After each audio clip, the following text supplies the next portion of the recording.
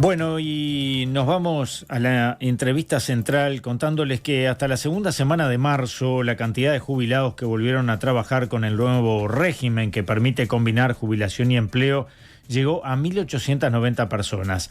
La noticia fue comentada por el ministro de Trabajo y Seguridad Social, Pablo Mieres, que expresó su beneplácito por este dato. En cambio, la presidenta de la Organización Nacional de Jubilados y Pensionistas del Uruguay, Estela Ovelar, afirmó que la mayoría de los que vuelven es porque su jubilación no les alcanza para vivir. Que después de 30 años tengas que volver al mercado laboral porque no te alcanza lo que cobras es una sensación térmica bastante complicada, dijo Ovelar, para agregar luego que más que la cifra, lo que interesa conocer al colectivo de pasivos es quiénes retornan, porque aquellos que se desempeñaron en determinados sectores y niveles educativos van a seguir en sectores precarios. El 2 de abril, por otra parte, dirigentes de ONASPU se reunieron con el precandidato Yamandu Orsi en una ronda que vienen haciendo justamente en ese sentido y donde están abordando, y lo hicieron en esa jornada, la ausencia de políticas públicas dirigidas a los adultos mayores, de donde surgieron coincidencias en la necesidad de establecer un diálogo social para reformar al sector. Y estamos justamente esta mañana en contacto, cosa que mucho agradecemos, con Estela Ovelar, presidenta de ONASPU, que está recién llegada de Mercedes, si no me equivoco. ¿Cómo estás, Estela? Muy buenos días. Muy buenos días, muy buenos días. Bueno, sí, realmente llegamos anoche, muy tarde, de la ciudad de Mercedes. Y la garganta lo dice así. Les pido disculpas porque de a poquito, pero se va. Lo que pasa que realmente hablamos mucho, no de más, sino mucho. Está muy bien la aclaración, está muy bien. Sí, aclarando situaciones y como bien tú lo decías al comienzo, preocupaciones e inquietudes, ¿verdad? Volvimos de Mercedes, de una regional, la regional oeste, ya que nuestra organización se divide en 5 regiones, este, oeste, norte, sur y centro. ¿Qué queremos decir con estas regiones? Que las asociaciones de jubilados y pensionistas que corresponden a esa zona, 2 veces al año nos reunimos para, digamos, proyectar el trabajo del año, recibir fortalezas y debilidades de cada zona, ¿verdad? Porque cada interior es diferente. Y a su vez nosotros rendir cuentas de lo que estamos haciendo, la directiva, y de lo que tenemos proyectado hacer. Fue muy rica, un intercambio muy rico, a veces surgen cosas similares, a veces cada región tiene su tema específico, pero claro, bueno, nos enriquecemos todos. Sí, supongo que, por ejemplo, el litoral tiene sus problemas específicos, otras zonas el suyo. Total. Ahora, nosotros hacíamos referencia al comienzo a estas expresiones del ministro de Trabajo, esta vuelta al trabajo, parece redundante, pero no lo es, y hay 2 miradas con respecto a eso, ¿no? Exactamente.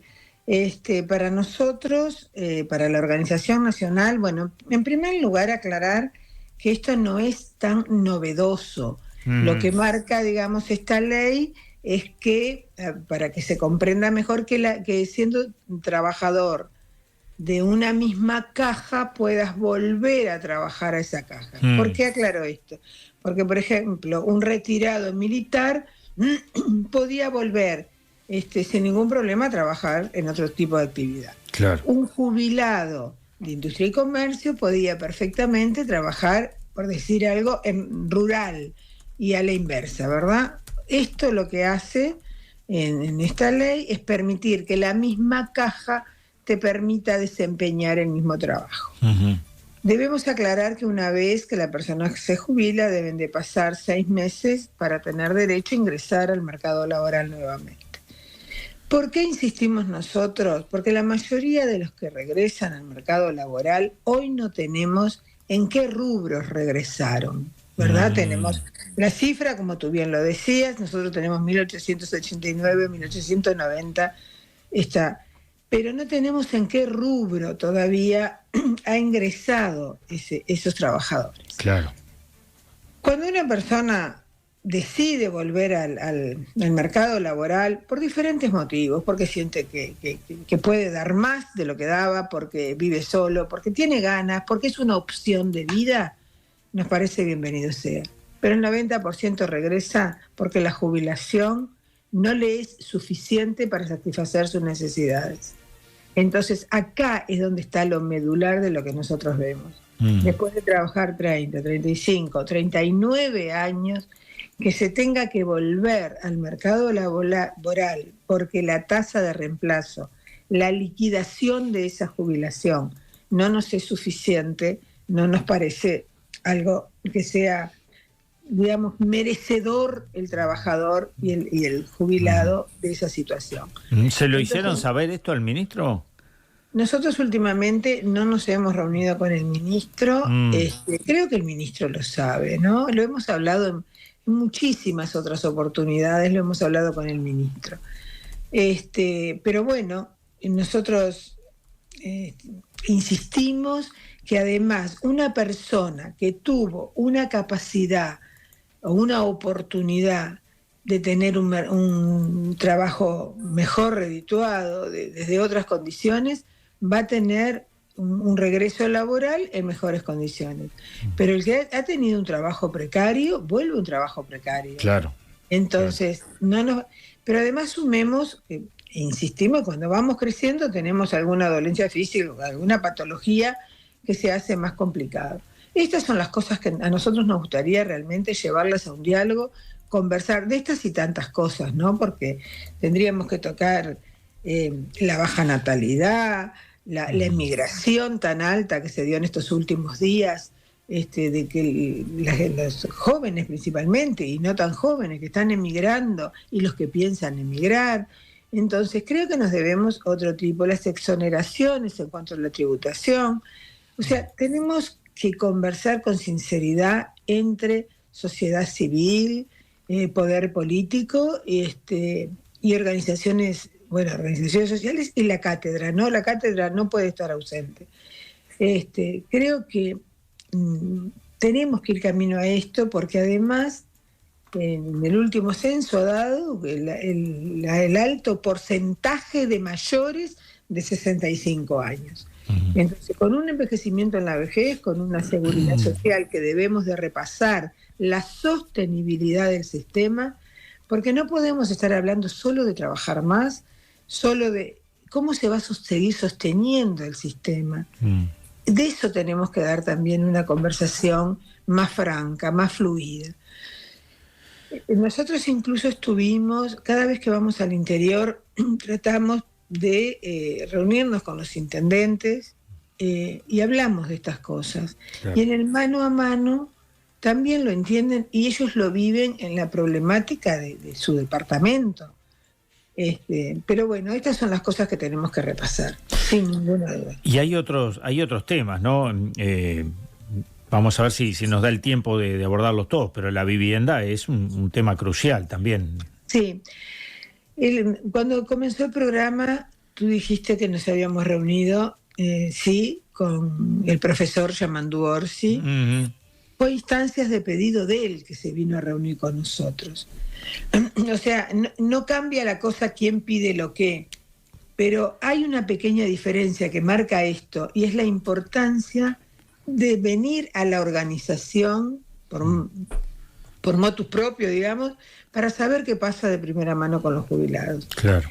Y estamos abiertos a todos los presidenciables, a todos los que porque creo que esto es un problema que va más allá de lo político partidario, es un problema país, y así vamos a tener que intentar ir resolviendo.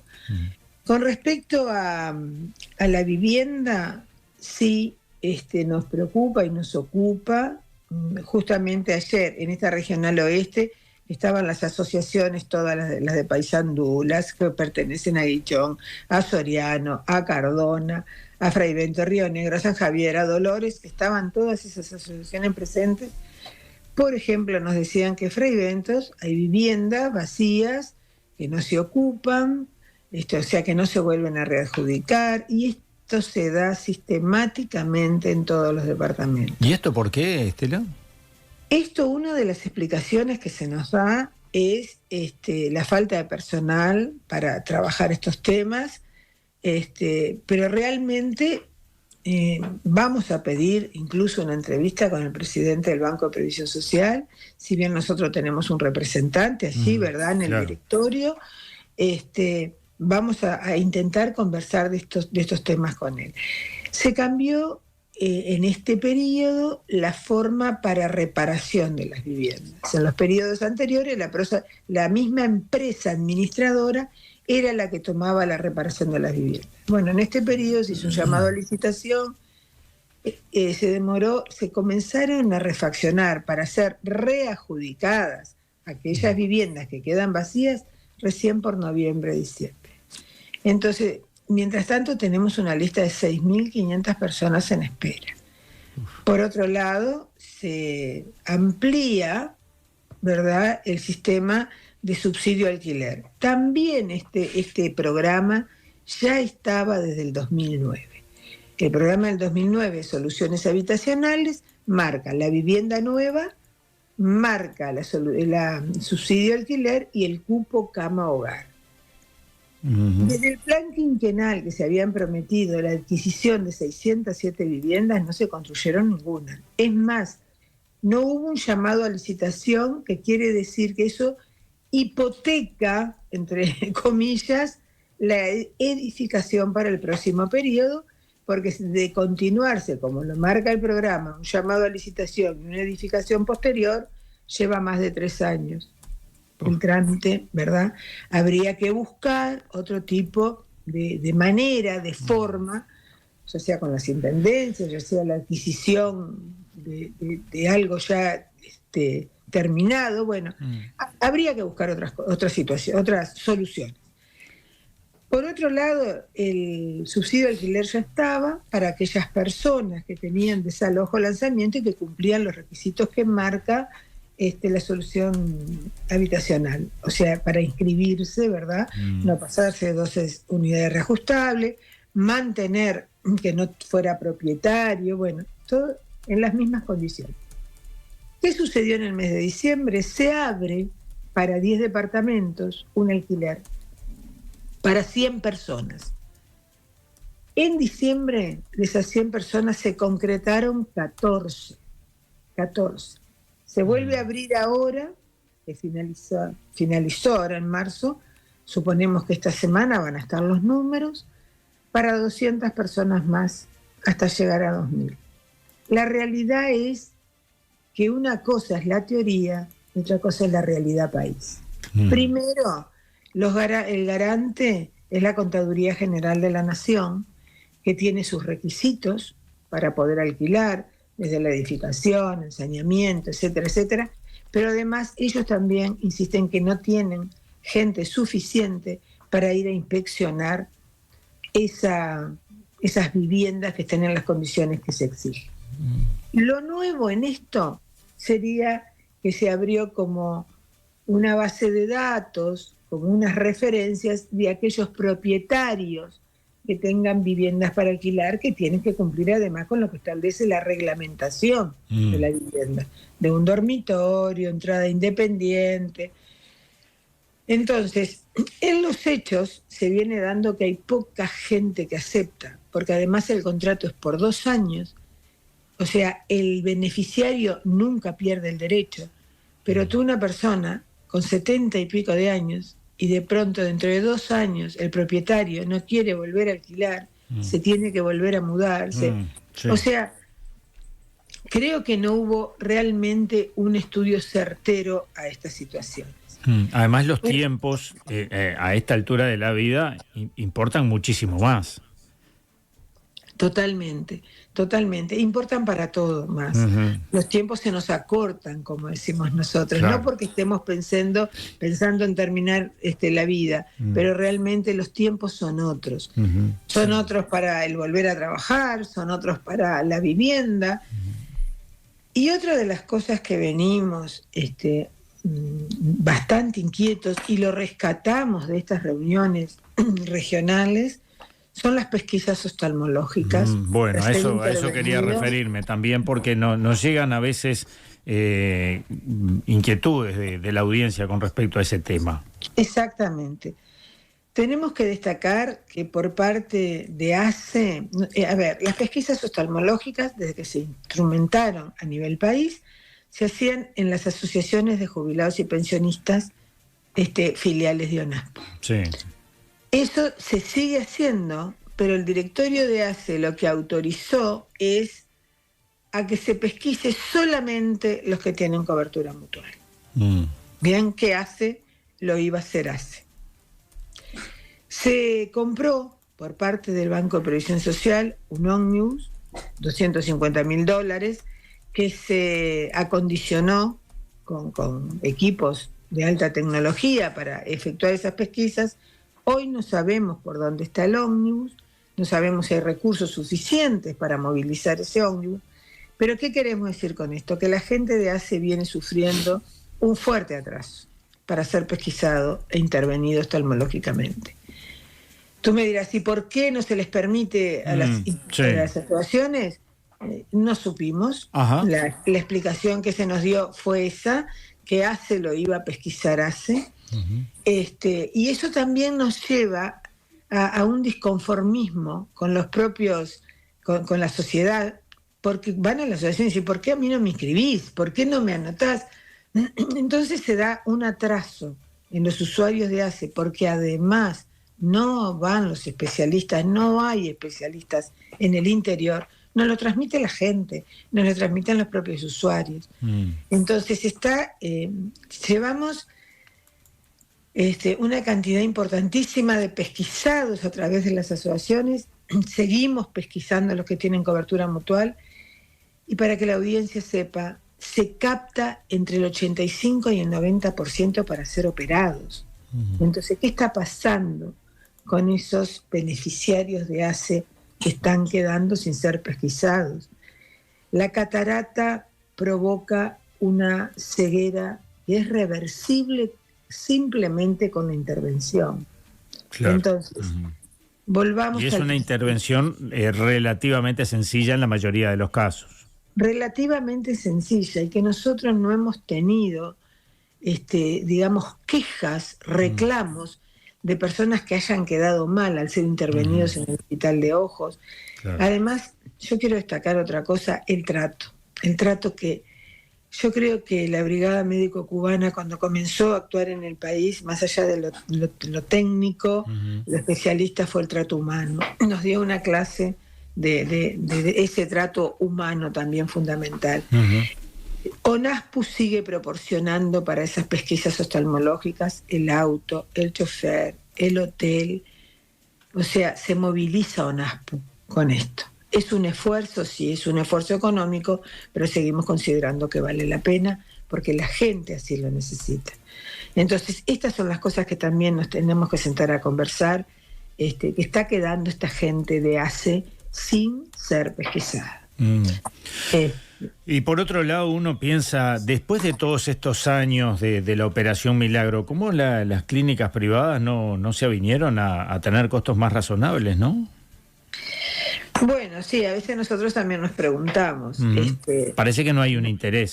Parece que no hay un interés, o digamos, a veces tienen como un arancel que lo marcan entre los propios especialistas y se mantendrán eso. No sé tampoco cómo se marca, honestamente. Pero realmente que un jubilado o que un trabajador que su ingreso no sea tan suficiente, es difícil continuar pagando una operación $1.500 por cada ojo, ¿no? Estela, hay un tema del que pocas veces se habla, ya que estamos hablando de la Operación Milagro, y es la atención dental también, que conforme pasan los años se nos van deteriorando, se nos va deteriorando la dentadura, y ahí requerimos también una atención, ¿no? ¿Qué pasa con eso? Bueno, nosotros, sabés que en la ONASPU se trabaja por diferentes secretarías y comisiones. Tenemos la Comisión de Seguridad Social, la Secretaría de Salud, Derechos Humanos, Vivienda, Recreación y Turismo, Prensa y Propaganda, Finanzas y Organización. La Comisión de Salud viene también elaborando propuestas, porque nosotros tuvimos un congreso programático noviembre del año pasado, en el cual asistieron más de 180 delegados, trabajando en comisiones, y surgen propuestas, van a estar plasmadas en ese documento que una vez que estén los futuros presidenciables, ¿verdad? Ahora tenemos los candidatos. Después que estén establecidos los futuros presidenciables, le vamos a hacer llegar. Y en ese documento de salud justamente está marcado el problema dental y los audífonos. O sea, porque son los temas que más se nos deterioran o que más nos damos cuenta. Es verdad, el oído, la dentadura y los ojos, porque la catarata es reitero, es una patología que viene de la mano con los años. Entonces, sí, está plasmado en esa Comisión de Salud como propuesta, porque ahora, ¿qué es lo que tenemos? Por ejemplo, para los audífonos o para la dentadura, lo que hay en el Banco de Previsión Social es un préstamo a más bajo interés. Pero hay gente que no tiene margen para seguir sacando un préstamo.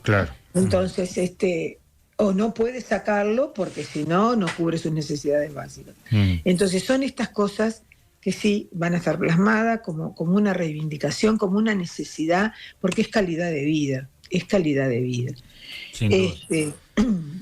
Por otro lado, en este camino de calidad de vida, también ocupa y preocupa a la ONASPU la soledad de nuestros adultos mayores y principalmente esa soledad no deseada. Hay gente grande que vive por opción, sola, y siempre, digamos, celebramos toda forma de que el adulto mayor decida vivir y pueda tener esa decisión de cómo vivir. Pero está esa otra soledad, la soledad no deseada, el abandono.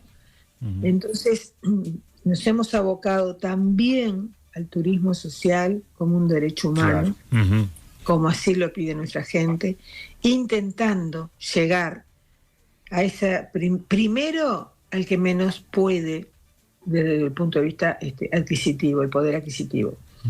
Turismo social, firmamos un convenio de turismo por un día recorriendo Montevideo. Se anotan los adherentes en ONASPU o bien en las asociaciones de jubilados y pensionistas y recorren Montevideo, porque realmente hay gente que tampoco conoce Montevideo, o no conoce la Fortaleza, no conoce la Rambla, o no conocen el estadio. Ayer tuvimos esta experiencia riquísima, quedaron muy contentos y bueno, lo vamos a seguir haciendo. Se sigue yendo, por ejemplo, este mes, que además quiero destacar que este mes de abril es el mes de los cuidados. Van a ir a Santa Lucía, un grupo también de jubilados, pero vamos un poquito más, porque hay gente que de pronto puede, sí, un poquito más, y se va a hacer una excursión fuera del territorial, a Gramado y Canela. Ya se completó un ómnibus. ¿Y sabes lo que quiero destacar y que la audiencia... Esto no es ganancia para UNASPU, porque nos interesa sacar un costo casi... casi al costo. Casi al costo para que la gente puedan viajar. Entonces, estas cosas también tenemos que hablarla. La pandemia en nuestra edad ha dejado estragos, ha hecho estragos, siguen habiendo patologías, enfermedad mental, ataque de pánico. Entonces, apostemos también al turismo social como un derecho humano. Estela, nos quedamos sin tiempo. Yo te quiero agradecer muchísimo estos minutos. Por allí nos llega un mensaje desde Paysandú que dice meses en Mutualista para que te vea un oftalmólogo, quedás en lista de espera y ante la desesperación de no ver, la gente se endeuda. Y nos dicen que tú hablabas de 1.500, hasta $2.000 en una clínica del interior de Paysandú por cada ojo. Y nos dice que la oftalmóloga de Paysandú se volvió millonaria con la clínica que abrió. Capaz que es por eso que no se bajan los costos en las clínicas privadas. Totalmente. Un gran abrazo, gracias por estos minutos y nos comunicaremos próximamente. Cómo no, a las órdenes, un abrazo a ustedes y a toda la audiencia. Y bueno, y ese Paysandú que ayer estuvo representado por sus asociaciones de jubilados. Muchas gracias. A ustedes. Info 24, la actualidad que nos mueve.